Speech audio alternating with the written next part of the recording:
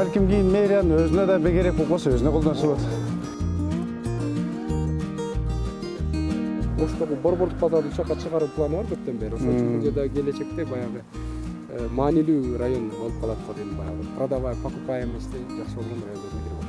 40-80 батир. А бул жерде 45 немеге батирге 29 сотук жер. Кайрагаларга да жакшы болот турбайбы? Бирок шаарга да бир жардам болду, садик ачылып калды азыр. Ооба, бала. Аркасында биз подпорный стенаны баягы бизге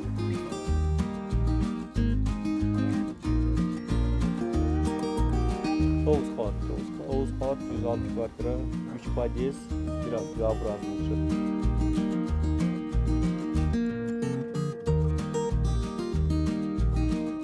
Бул баштасак, анда сметный прибыль дагы акчаны бул болжолдо бир 25-30% болот атат. Да, кошулот. Ал түздөн түз түшө турган акча болот. Эмне үчүн бир частниктер байыш керек дагы?